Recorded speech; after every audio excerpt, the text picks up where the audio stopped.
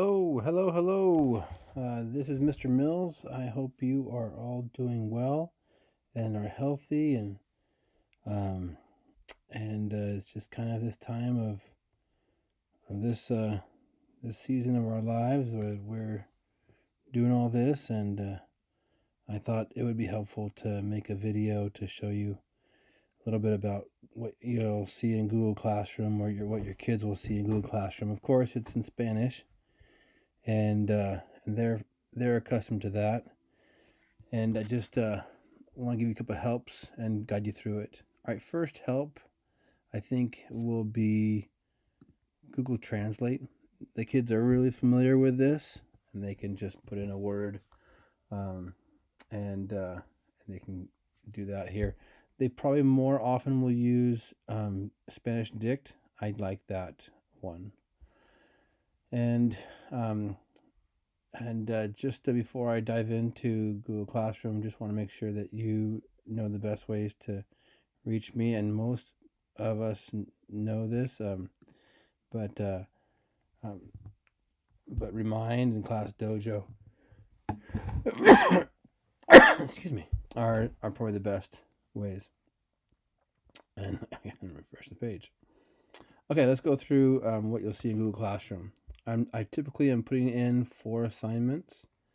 This week I put down PE 2.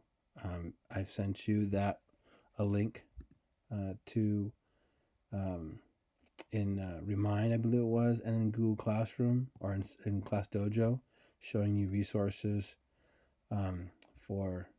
I showed you in English and Spanish for PE, and those are from our PE coach, Mr. Lopez. Your children have here an essay. Now, we've been doing opinion essays the whole school year, and so this should be nothing new. But here I have instructions, and here are more instructions in case that was unclear. It's all in Spanish. Of course, they have resources for that. And I included a video here, which is I like a lot, and a video of how to write a 5-paragraph essay. An organizer. I thought it might be helpful for the kids to have a refresher. They can do this on paper, or right here. They can type right into this, and they should know what all these things are. They have handouts about each one. They could type right into this. They have a copy. I sent them in here.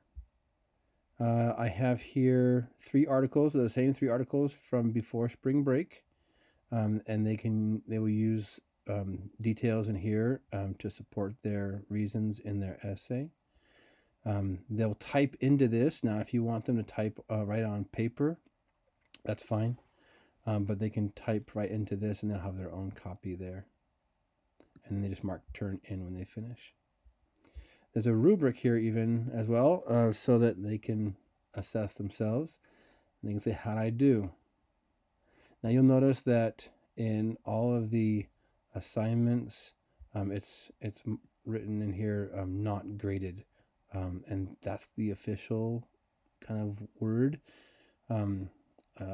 for all students. And we don't necessarily need to tell them; they can find out on their own. Yeah. So if they would send them to me and submit these, and I can see in Google Classroom who's turned it in, who's not, that'd be great. I'd love to see them. Now, if your child decides to write it on paper, just take a picture of it for me and then send it to me. That'd be great. Let's see. Going back to the next assignment. Let's look at this one. This one, there's going to be an assignment in here for social studies. Now, 4th grade has one that's different. And if you're in Blue Group, it's the same thing as this, but 4th grade has a different one. But you'll have here a scan of the workbook. And I'd really prefer them to write in the workbook. It's actually a lot more convenient to be able to take notes in there. For each of the lessons, I put in here videos that help to reinforce what they learn in the in the workbook. Now, the videos are quite often in English, and it's just that it's hard to find U.S. history stuff or California history stuff in Spanish, and so that's what I end up doing. These are awesome videos. I hope they're watching Liberty Kids, and it's super fun. It's historical fiction. And back to the beginning, and in fourth grade there's something similar, but in California history. Okay, so there's going to be a science activity, and if you have a printer, that's great. If not, you can just they can just trace it and write it on a piece of paper and then glue it into their workbooks. If they don't have their workbook from school, they can just use a workbook, a notebook that they have. I include videos here. I hope they can watch the videos. That's great, and it reinforces the lesson, and it kind of takes the place of what I'm trying to learn in these assignments. Let's see. Okay, here. This is the verb activity.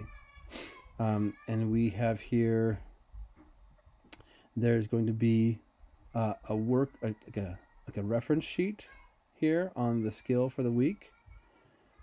And I prepared that. I have an explanation there what they are and how to use it. Not how to use it, but it makes sense when they go through it. But what will make more sense is that they watch the video associated with that lesson. Now this week we have 2 different quizzes that they can do, and I hope they're practicing those and using the skill in here. That will help to reinforce that. And then the question is, at the end of your studying, can you use this verb tense correctly, in speaking and writing? And so that's really what my their check is. Now there's this quiz we take on Fridays for this, and I've thought about that, and I'm not sure that's the best approach, is to give you a quiz. Everyone's got different circumstances, and for me to open a quiz, it would be at a certain time for a certain window, and just to get an accurate measure of what the kids can do. I just don't know if it would be an accurate, give me an accurate picture of them being able to do the skill. But I hope they have fun with this, and those are the 4 assignments. Now I've got some notes here of things that I've got. Let's see. Just want to make sure that. Okay. All right. Some things that I have on my mind that I think might be helpful. Let's see. Of course, not the assignments are not technically graded, but I would love to see what your kids are doing and give feedback. And if you have Google Translate, like on your phone, there's a feature where you can just show it on, like point the camera at something and it will translate it on the screen. Pretty awesome. This is a feature right here that might be helpful. The kids can download a text-to-speech voice reader, and that it can read even PDF files and Google Docs out loud. Read it to them. It's pretty cool. I tried it out. It was nice. Back to this. Let's see. Kids, you may notice that kids are getting a little bit distracted on their Chromebooks. I mean, YouTube is really interesting, and they can find a lot of fun things in there. But if you want your kids to be able to accomplish their tasks, I recommend having the computer, them work in a public place, not public place, but like out in the open. Like, hey, how about you, instead of being in the bedroom, come sit at the kitchen table or in the living room or wherever you guys are or whatever. I guess it depends on your child and what you notice about their focus. I recommend signing. If you got an email, I believe, to be able to be added as a guardian on Google Classroom. I added everyone that I had an email for. If for some reason you're not added in as a guardian on Google Classroom, I recommend that because it will give you an option of getting weekly or even daily, if you want, emails that allow you to see what your kids have finished and what they still have pending or haven't finished yet. So that will give you a little bit of accountability. I can see what they've done and not done, and just from my end, a lot of kids, I think, aren't marking finished when they finish something. So you can talk to them and say, "Hey, mark finish when you finish that." All right. Our instruction for us is in our role is to not give things that kids aren't familiar with the format of. So that's why I am still using Google Classroom and these things, because these are things that we've been doing most of the year, if not all the year. And so they should be familiar kind of activities and, things we do. Let's see. Some may get a little. I know that some people may get a little bit of feel a bit of pressure at having your kids not maybe not getting everything or understanding everything that they're trying to do, and maybe a little frustration on some part.